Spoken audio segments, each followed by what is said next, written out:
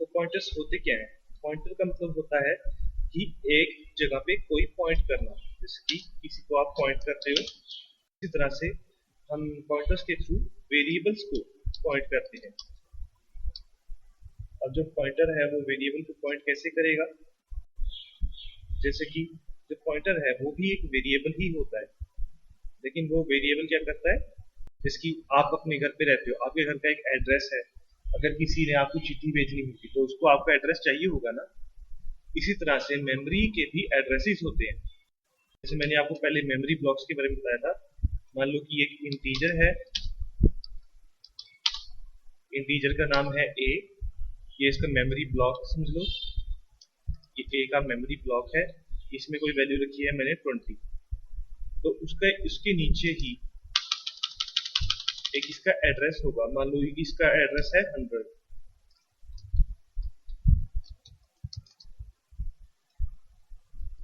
तो या फिर इसका एड्रेस है 1000 या फिर 101।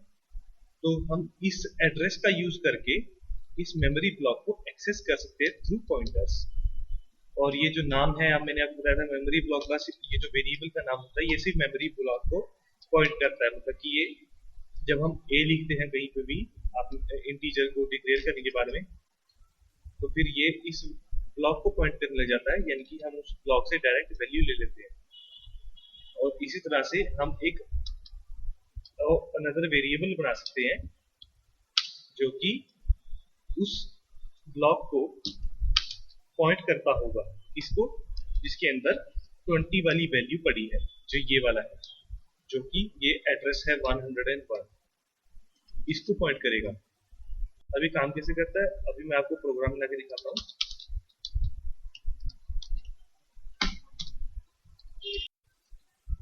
अब इस प्रोग्राम में मैं एक वेरिएबल क्रिएट कर रहा हूँ ए नाम का, जिसमें मैं वैल्यू डालता हूँ 10। ठीक है, अब मुझे इसको पॉइंट करना है, जो कि कहाँ पड़ी है? ए में। तो ए ब्लॉक को पॉइंट करने के लिए मैं वही डाटा टाइप का यूज करूंगा, जैसे कि ए जो है वो एक इंटीजर है, तो मैं भी एक इंटीजर को टारगेट करने के लिए एक इंटीजर नाम का एक पॉइंटर बना दूंगा। पॉइंटर कैसे बनाते हैं? इसके पीछे ये स्टार जो होता है, ये एस्ट्रिक कहते हैं इसको, एस्ट्रिक सिंबल, इसको लगा के, तो इसके बाद मैंने एस्ट्रिक सिंबल लगाया और मैंने एक और वेरिएबल क्रिएट किया। तो ये अब ये जो वेरिएबल बी बनाया मैंने, ये क्या बन गया? एक पॉइंटर बन गया। अब ये किसी भी दूसरे वेरिएबल को पॉइंट कर सकता है, यानी कि उसको इशारा कर सकता है। अब मैं इसमें क्या डालूंगा? इसमें मैं डालूंगा एड्रेस ऑफ ए। एक एड्रेस मैंने डाल दिया। अब मैं आपको यहाँ पे प्रिंट करके दिखाता हूँ।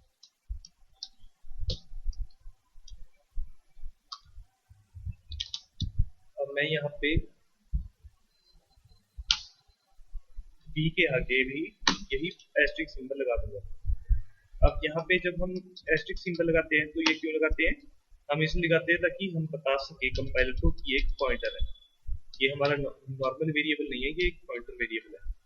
और जब हम यहाँ पे पॉइंटर लगाते हैं तो हम बताते हैं कंपाइलर को ये वेरिएबल की पॉइंटर है, यानी कि यहाँ पे सिर्फ हमने डिक्लेयर किया है, यहाँ पे सिर्फ हमने कंपाइलर को डिक्लेरेशन दी है कि ये पॉइंटर है, आगे से मान लेना। जब हम यहाँ पे करते हैं तो फिर हम यहाँ पे इसको यूज करते हैं एज अ पॉइंटर, जिनकी ये एस्ट्रिक सिंबल है जो यहाँ पे अलग तरह का फंक्शन करता है, यहाँ पे अलग, यहाँ पे इंटीजर के साथ स्टार लगा है, यहाँ पे वेरिएबल के साथ स्टार लगा है, तो ये याद रखना।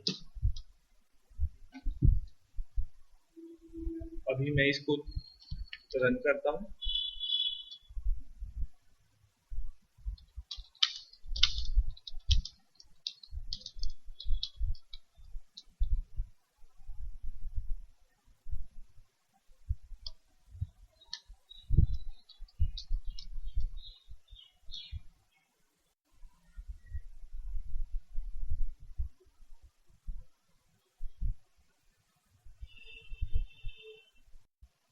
अब ये देखो दोस्तों, यहाँ पे मेन का क्या रिजल्ट आया है? 10।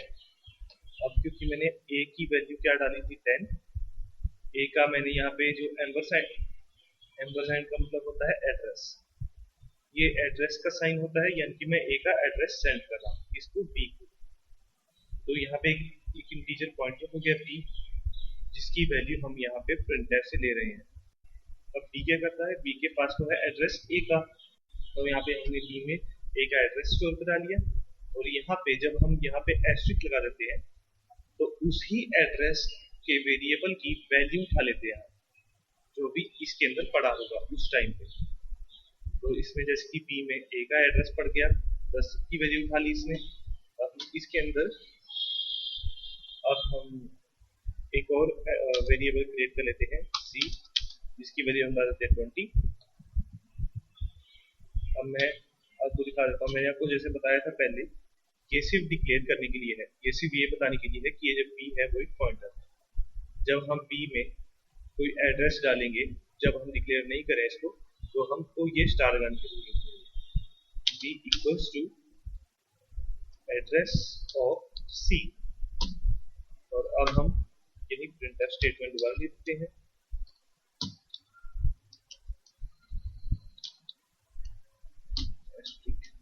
एस्ट्रिक बी का मतलब है हम इसकी वैल्यू दे रहे हैं, किसकी वैल्यू, जिसका एड्रेस बी के अंदर स्टोर है उसकी वैल्यू। अब बी के अंदर किसका एड्रेस है, सी का, तो सी की वैल्यू उठाएगा, यानी कि 20 प्रिंट करेगा।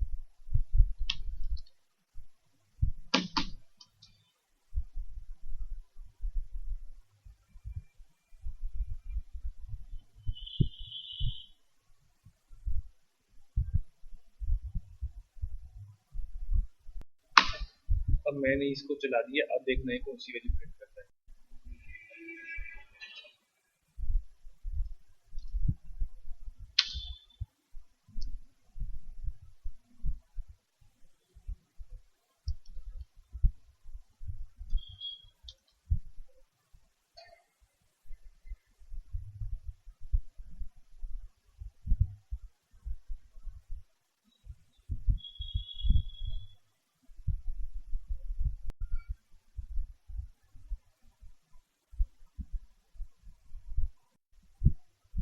तो ये देखो दोस्तों, यहाँ पे इसने पहले 10 प्रिंट किया, 10 की वैल्यू बी में किसकी थी, ए की थी, इस वजह से 10 प्रिंट किया। अब बाद में हमने सी का एड्रेस डाल दिया तो इसने 20 प्रिंट किया। इस तरह से पॉइंटर्स जो है काम करते हैं। आपको अगर ये एक बार में नहीं समझ में आए तो फिर आप दोबारा आप इसको एक प्रोग्राम बना के देख लो, इस प्रोग्राम में कुछ थोड़े बहुत चेंजेस करके देखो, जैसे कि वेरिएबल का नाम जो है चेंज कर लो, उसकी वैल्यू चेंज कर लो, ज्यादा वेरिएबल्स बना लो। इस तरह से आप प्रैक्टिस करोगे तो आपको पता लग जाएगा कि पॉइंटर आखिर होते क्या, किस तरह से काम करते हैं। तो चलो हम आगे बढ़ते हैं और बात करते हैं कि आखिर पास बाय वैल्यू और पास बाय रेफरेंस होता क्या है, उसमें क्या डिफरेंस है।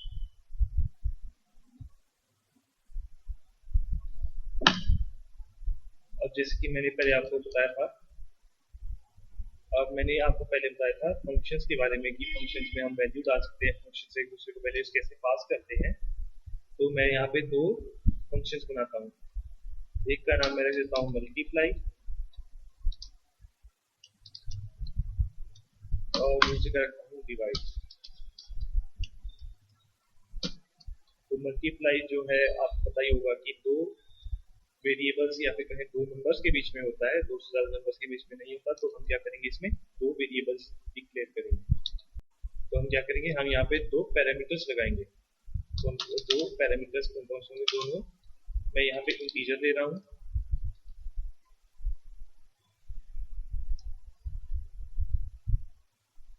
मैं यहाँ पे एक इंटीजर का नाम लिखता हूँ a, दूसरे का b, और इसमें भी हम यहाँ पे सेम ही करेंगे।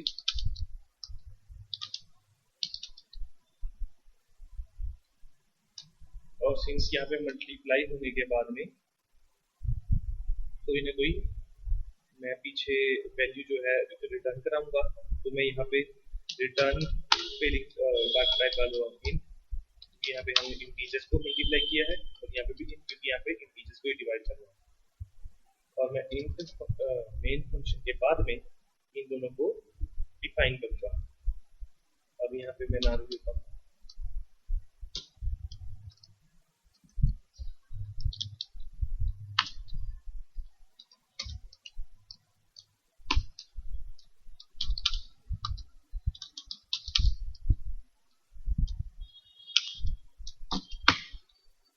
अब ये फंक्शन की बॉडी होगी, इसके अंदर जो भी हम लिखेंगे फंक्शन का एक्शन बन जाएगा। अब यहाँ पे मैंने दो वेरिएबल्स दिए हैं, ए और इन बी। अब दोनों को मैं यहाँ पे मल्टीप्लाई करता हूँ, ए इंटू बी, हमको यही कराना है ना। और उसके बाद में जैसे मैंने आपको पहले बताया था कि रिटर्न का यूज करते हैं जब हमको ये यहाँ पे एक एक्शन कराने के बाद में फंक्शन का जो फंक्शन की जो वैल्यू है वो रिटर्न करनी है। तो फंक्शन यहाँ पे क्या रिटर्न करेगा, ए इंटू बी का रिजल्ट रिटर्न करेगा। और इसी तरह से यहाँ पे मैं एक फंक्शन बना रहा हूँ डिवाइड। अब मैंने डिवाइड को डिफाइन कर दिया है, कर रहा हूँ। अब यहाँ पे क्या रिटर्न करेगा, ए डिवाइड बाय बी, जिसकी पिछले वाला नंबर जो है वो अगले नंबर को डिवाइड करता है हमेशा डिवाइड में, तो इस वजह से इस तरह से। तो ये क्या है, इसको हम कहते हैं call by value. Call by value किस तरह क्यों कहते हैं, जिसकी मैंने यहाँ पे एक इंट ए लिया, A equals to 20 and B equals to 10, और मैं यहाँ पे कॉल कराता हूँ मल्टीप्लाई। स्टेप बाय स्टेप करेंगे, ठीक है दोस्तों। अब यहाँ पे मैंने ए और बी दोनों पास कर दिए, और मैं यहाँ पे एक नया वेरिएबल बना रहा हूँ सी, और उसमें मैं मल्टीप्लाई की वैल्यू जो है वो यहाँ पे स्टोर करूंगा, और सबसे आखिर में मैं यहाँ पे इनकी वैल्यू जो है प्रिंट कराऊंगा।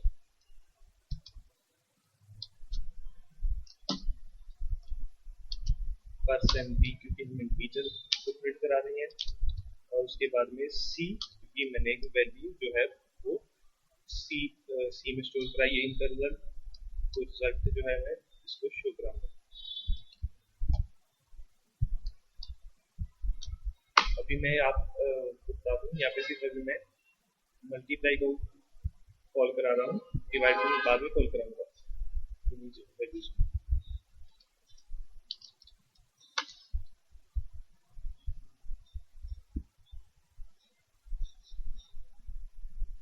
अब जैसे कि यहाँ पे आपने देख लिया है 200 इसने रिटर्न करा दिया। क्या हुआ यहाँ पे, ए वैल्यू यहाँ पे ए इंटीजर यहाँ पे डिक्लेयर हुआ, बी भी डिक्लेयर हुआ, ए में 20 वैल्यू गई, बी में 10 गई। यहाँ पे ए और B parameters as parameters pass हुए, पास बाय वैल्यू।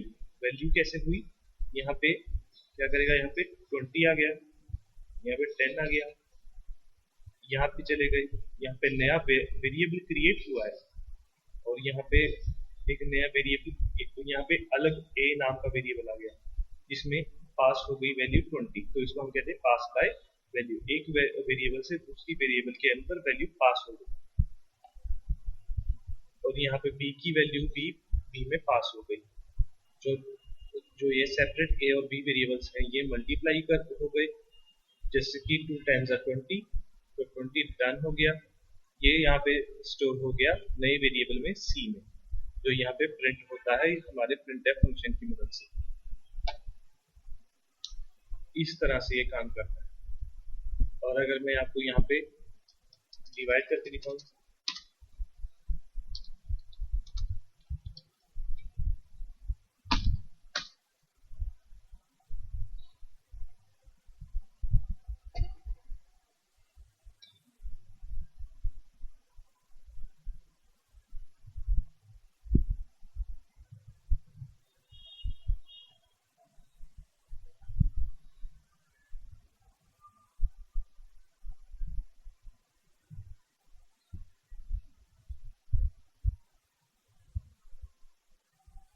अब ये कंपाइल हो गया, अब मैं रन करता हूँ इसे।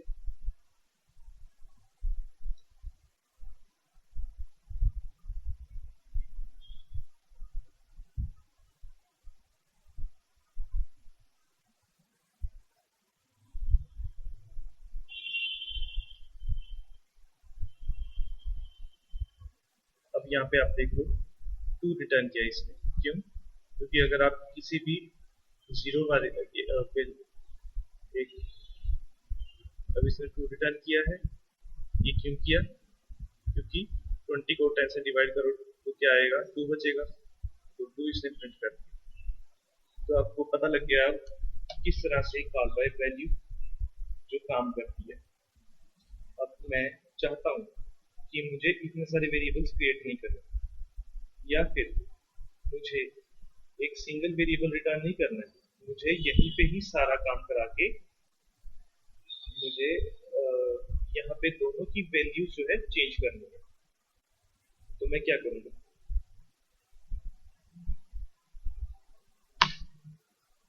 मैं यहाँ पे जैसे कि ए और बी है ही, अब मैं इसको मल्टीप्लाई की जगह स्क्वायर ले देता हूँ, SQUAR स्क्वायर। हम क्या करेंगे? दो वेरिएबल्स लेंगे और दोनों को ही स्क्वायर करके दोनों को ही सेंड कर देंगे।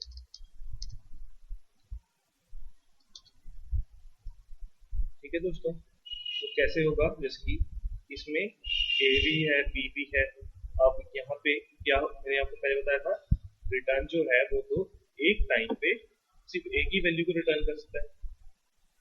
ऐसा तो है नहीं कि आप अगर आप किसी नॉन स्टैंडर्ड कंपाइलर को यूज भी कर रहे हो तो क्या कर देगा वो, डायरेक्टली पहला ही रिटर्न जो है रिटर्न करा देगा, तो बाकी वाले जो है वो तो इग्नोर हो ही जाएंगे, वो तो आएंगे ही नहीं, क्योंकि पहले एक बार रिटर्न का मतलब है रिटर्न इस फंक्शन से बाहर आ जाएगा, एक वैल्यू जो है रिटर्न हो गई, यानी कि कंट्रोल जो है यहाँ पे पहुंच गया। और जैसे ही कंट्रोल यहाँ पे पहुंचता है वो रिटर्न वैल्यू इसमें चली जाती है, और बाकी का उसके बाद का जो है एग्जीक्यूट होता ही नहीं। अगर इसके बीच बाद में मैं यहाँ पे int, यहाँ पे मैं अगर इसके बाद में मैं यहाँ पे a इक्वल्स टू 20 करता हूँ तो इसका कोई मतलब नहीं है कि यहाँ पे रिटर्न ऑलरेडी हो चुका होगा, और ये तो कोई फायदा नहीं इसका। तो इस वजह से हम क्या करेंगे? हम इन दोनों को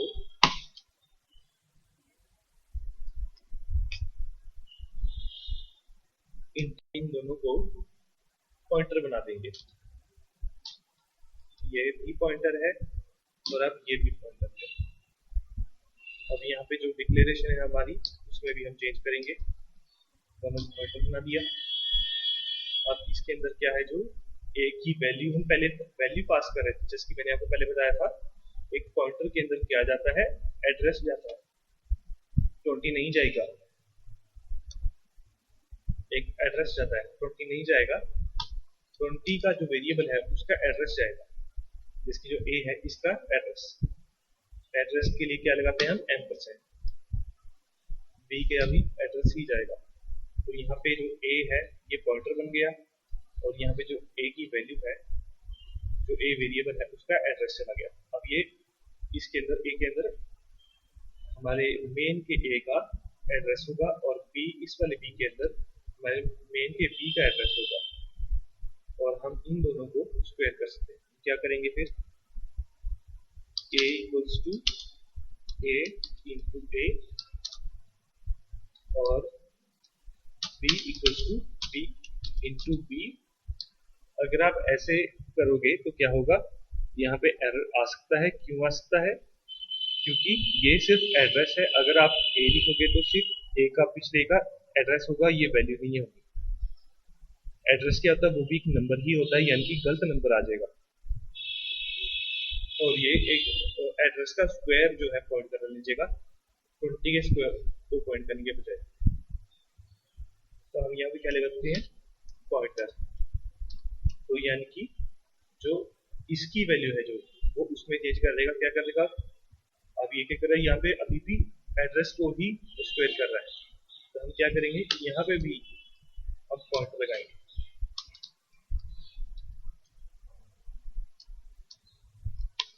तो इससे क्या हुआ?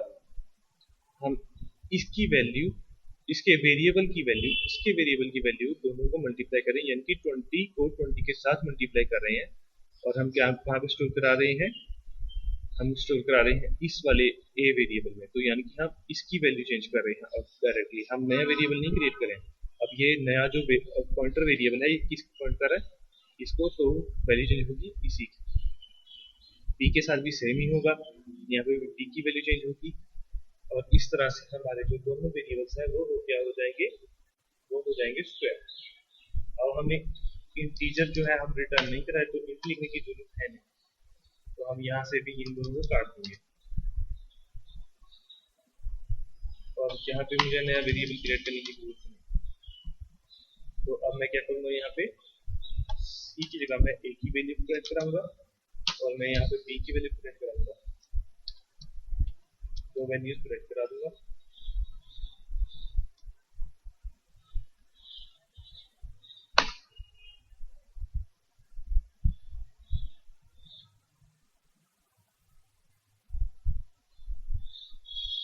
यहाँ पे थोड़ा सा गड़बड़ हो गई,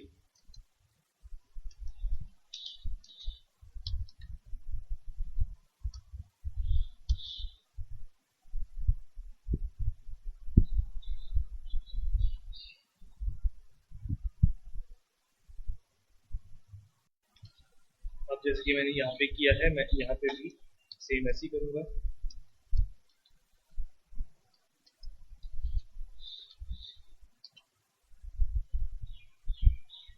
अब जब हम यहाँ पे कुछ भी रिटर्न नहीं करा देते हैं तो कंपाइलर क्या मान लेता है कि हम यहाँ पे इंटीजर तो रिटर्न करा रहे हैं, लेकिन हमको तो यहाँ कुछ रिटर्न कराना ही नहीं है, हमारा सारा काम तो पॉइंटर्स के साथ ही हो गया।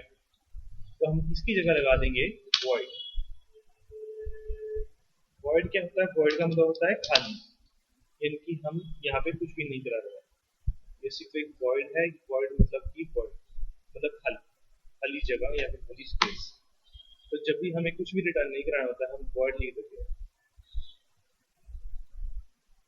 तो ये बात याद रखें दोस्तों। अब मैं इसको कंपाइल करता हूँ।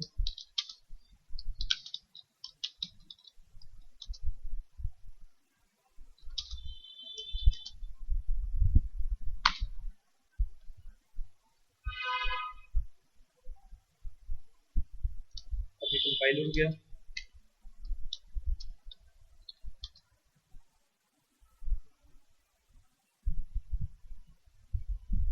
अब ये देखो यहाँ पे 40, यहाँ पे 400 आ गया और यहाँ पे 100 आ गया। 100 कैसे आया, 10 इंटू 10 हो जाता है 100 और 20 इंटू 20 हो जाता है 400। और इसी तरह से मैंने आपको बता दिया कि किस तरह से कॉल बाय वैल्यू और कॉल बाय रेफरेंस काम करती हैं। आप इसको प्रैक्टिस करना, और अगर आपको कोई भी क्वेश्चन हो तो कमेंट सेक्शन में जरूर पूछ लेना। मैं आपको जैसे ही मैं आपकी कमेंट देखूंगा मैं आपको रिप्लाई करूंगा। तो ठीक है दोस्तों, अगले एपिसोड में मिलते हैं।